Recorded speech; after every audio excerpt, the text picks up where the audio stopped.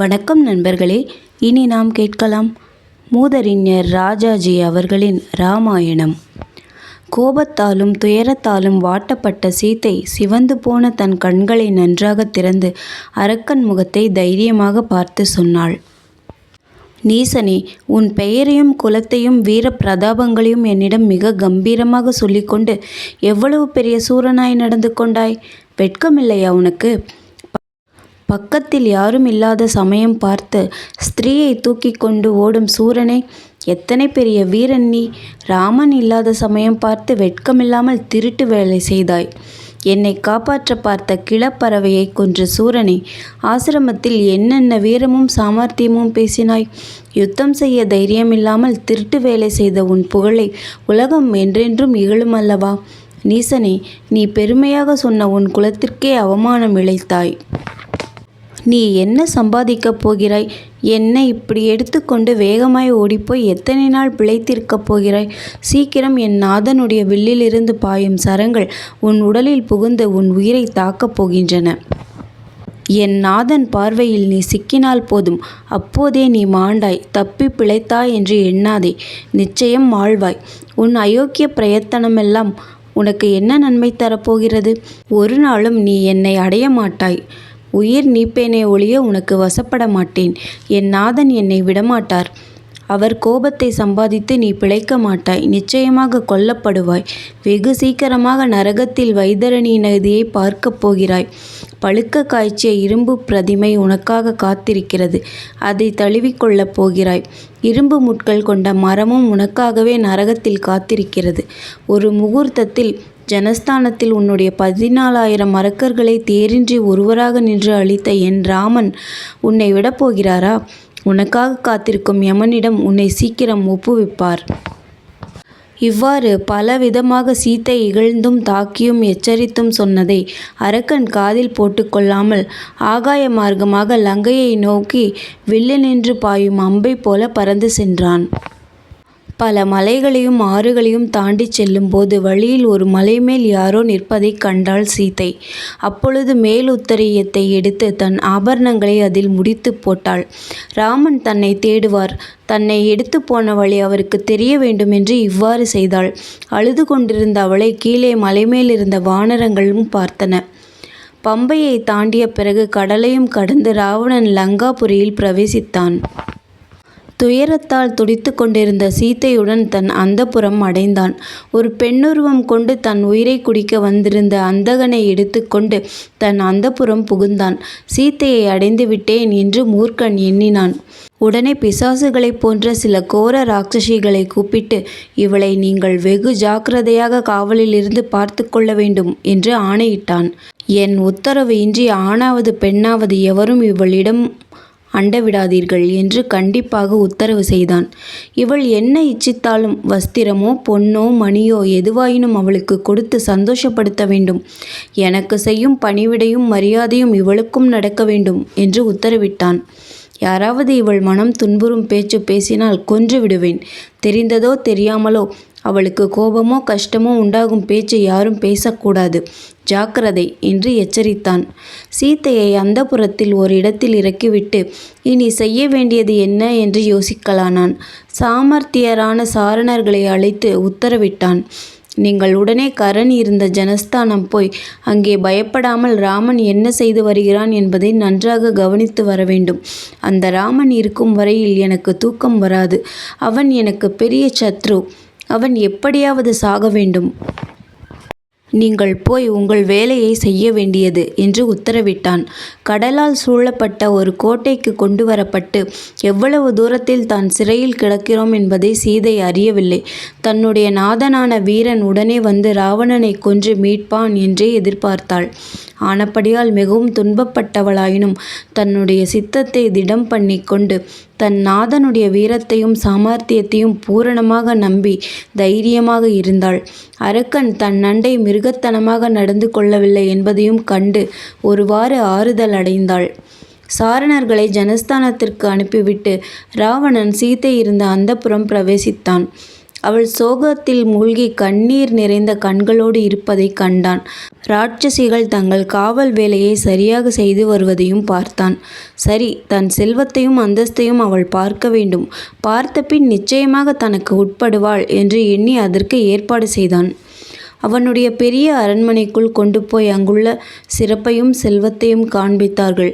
ராவணனுடைய சம்பத்தும் ராஜபோகங்களுக்குரிய பொருட்களும் உலகத்தில் வேறு எந்த அரசனும் பெற்றதில்லை. சீதைக்கு எல்லாவற்றையும் காண்பித்தார்கள்.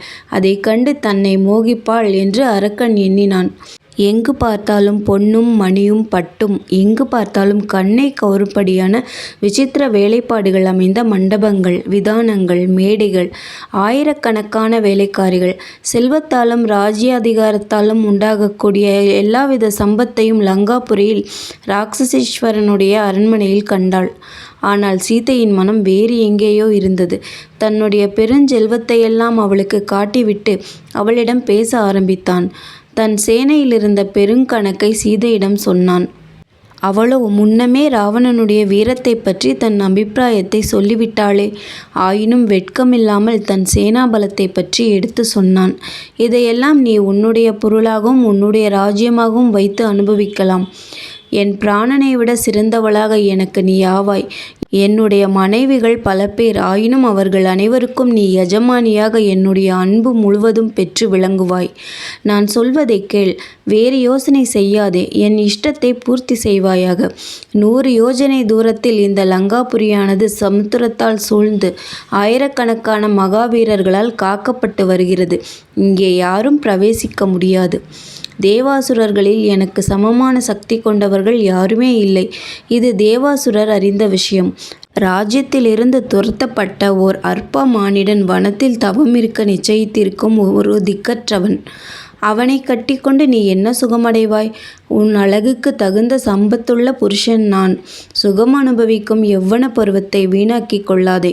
ராமனை மறுபடியும் பார்க்க போவதில்லை, அதை பற்றி சந்தேகம் வேண்டாம். ஒரு நாளும் ராமன் இங்கே வர முடியாது. என்னுடைய ராஜ்யம் முழுவதும் உன்னுடையதாக வைத்துக்கொண்டு என்னுடன் அனுபவிப்பாயாக. நானும் எனக்குட்பட்டு கிடக்கும் தேவர்களும் உனக்கு அடிமைகளாவோம். என் முக்கிய பட்ட மகிழ்ச்சியாக அபிஷேகம் செய்யப்படுவாய். உனக்கு ஒரு குறைவும் இருக்காது. இதுவரையில் பூர்வ கர்ம விசேஷத்தால் கஷ்டங்களை அனுபவித்தாய். இனிமேல் உன் புண்ணிய கர்மங்களின் நற்பயனை என்னுடன் அனுபவிக்கப் போகிறாய். லங்கையை ஆளப்போகிறாய். குபேரனை ஜெயித்த லங்கேஷன் மனைவியாவாய். புஷ்பக விமானத்தில் ஏறி நாம் இஷ்டப்படி சஞ்சரிப்போம். உன் அழகிய முகத்தில் துக்கம் காணப்படக்கூடாது. சந்தோஷமாக இருப்பாயாக என்றான். ராவணன் இவ்வாறெல்லாம் பேசும்போது சீதையின் கண்களில் தாரை தாரையாக நீர் பெருகிற்று. புடவியின் தலைப்பால் முகத்தை மூடிக்கொண்டாள். தன் பயத்தை காட்டாமல் இருப்பதற்காக இவ்வாறு செய்தாள். நீ சங்கோஜப்படாதே. என்னை ஒப்புக்கொள்வதில் பாபமில்லை. கூச்சம் வேண்டாம். தெய்வத்தால் ஏற்பட்ட நிலையை ஒப்புக்கொள்ளலாம் என்பது சாஸ்திரம். அழகியே, என் தலையை உன் பாதங்களில் வைத்து கேட்டுக்கொள்கிறேன். எனக்கு அருள்வாய். நான் உனக்கு அடிமை. என் பதவியையும் மறந்து நான் உன்னிடம் கெஞ்சி கேட்டுக்கொள்கிறேன். என்னுடைய வாழ்நாளில் யாரையும் நான் இப்படி இறைஞ்சியது கிடையாது. இவ்வாறு ராவணன் சீதையை மிக வருந்தி கேட்டுக்கொண்டான். அவள் ஒப்புக்கொள்வாள் என்றும் அவளை அடைந்து விடுவது நிச்சயம் என்றும் அரக்கன் எண்ணினான். மனத்தில் நிச்சய புத்தி இருந்தால் எந்த சங்கட நிலையிலும் தைரியம் உண்டாகும். சோகத்தால் வாட்டப்பட்ட சீதை அரக்கனை கண்டு பயமே இல்லாமல் பேசலானாள். ஒரு துரும்பை கிள்ளி தனக்கும் ராவணனுக்கும் மத்தியில் வைத்துக்கொண்டு பேசினாள். பஞ்சவடியில் சந்நியாச வடிவம் பூண்டு தான் வைத்த காய் கிழங்குகளுக்கு முன் உட்கார்ந்த ராவணன் தன் குலத்தையும் வீரத்தையும் பேசினான் அல்லவா? அதற்கு ஓர் எதிரொலி போல் இப்போது சிறையில் கிடந்த சீதை பேசினாள். நான் யார் என்பதை அறிந்து கொள். தசரத ராஜா உலகங்களிலும் புகழ்பெற்ற அரசர். தர்மத்திற்கு ஓர் அசையா அணையாக பல்லாண்டு அரசு புரிந்த மகாராஜர். சத்தியம் காத்தவர். அவருடைய குமாரர் ராமன் என் புருஷன். தேவனை போன்ற அந்த ராமன் என் நாதனாவார். சிம்மத்தின் பலம் பெற்ற வீரன். அவரும் அவர் தம்பி லக்ஷ்மணனும் உன்னுடைய உயிரை வாங்க காத்திருக்கிறார்கள். கரணும் அவன் சேனையும் ஜனஸ்தானத்தில் என் நாதனால் நிர்மூலமாக்கப்பட்டார்கள் என்பதை அறிவாய். கருடன் விஷப்பாம்பை தூக்கி கொண்டு போவதைப் போல அவ்வளவு சுலபமாக உன்னுடைய பெருஞ்சேனை ஜனஸ்தானத்தில் என் ராமனால் ஒரு முகூர்த்த நேரத்தில் அழிக்கப்பட்டது. அந்த ராமனை தேவாசுரர்களால் கொல்லப்பட மாட்டாய் என்று வரம் பெற்ற நீ விரோதியாக்கிக் கொண்டாயல்லவா? அவரால் நீ உன் மரணத்தை அடைவாய் என்பது நிச்சயம். தப்ப மாட்டாய். நீ பெற்ற வரம் உன்னை காக்க மாட்டாது. வேள்வியில் யூபஸ்தம்பத்தில் கட்டிய ஆட்டை போல நிற்கிறாய் என்பதை அறிந்து கொள்.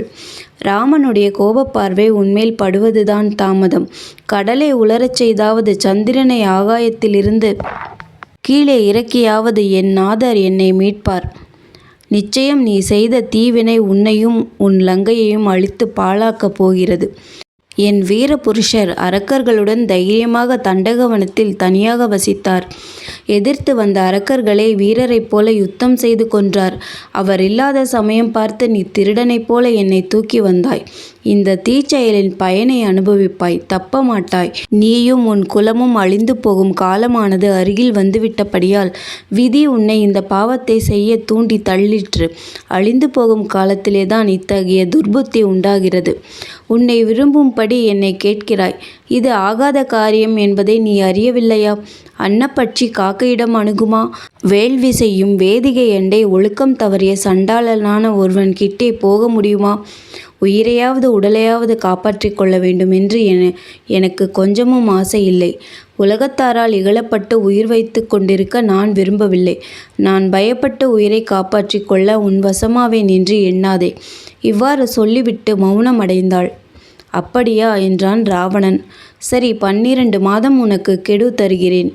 நீ என்னை மணந்தால் நல்லது. இல்லையென்றால் அந்த தவணை முடிந்ததும் என் சமையற்காரர்கள் என்னுடைய காலை ஆகாரத்திற்கு உடலை சமைப்பார்கள். இவ்வாறு சீதையை எச்சரித்துவிட்டு காவற்கார ராட்சசிகளுக்கு தனியாக உத்தரவிட்டான். இவளுடைய பிடிவாதத்தையும் கர்வத்தையும் நீங்கள் எப்படியாவது அழிக்க வேண்டும். அசோகவனத்தில் தனியாக வைத்து பயத்தாலும் நயத்தாலும் சாமர்த்தியமாக இவளை திருத்துங்கள். காட்டில் பிடித்த பெண் யானையை எப்படி வசப்படுத்துகிறோமோ அதுபோலவே இவளை சீக்கிரம் நீங்கள் திருத்த வேண்டும் என்று உத்தரவிட்டு கடுஞ்சினத்தோடு தன் அரண்மனைக்கு சென்றான். சீத்தையை அழைத்து கொண்டு ராட்சசிகள் அசோகவனம் சென்றார்கள். அது ரம்யமான அந்தப்புற உத்தியானவனம். பறவைகளும் புஷ்பங்களும் காயும் பழமும் நிறைந்த மரங்கள் உள்ள தோட்டம். அங்கே சீத்தை கோரமான அரக்கிகளின் காவலில் சிறைப்பட்டு துயரக்கடலில் மூழ்கி கிடந்தாள். ராமனும் லக்ஷ்மணனும் எப்படியாவது விஷயம் தெரிந்து கொள்வார்கள், தன்னை மீட்பார்கள். அரக்கர்களின் மிரட்டல்களுக்கு பயப்படாமல் உயிர் வைத்து கொண்டிருக்க வேண்டும். வீரனாகிய தன் நாதன் அரக்கனை அழித்து விடுவான். மறுபடியும் ராமனுடன் சேர்ந்து வாழும் நாள் சீக்கிரத்தில் வரும் என்று நம்பி ராட்சசிகளின் மிரட்டலுக்கு பயப்படாமலும் எவ்வளவு நயமாக பேசினாலும் அதனால் மோசம் போகாமலும் இருந்து வந்தாள்.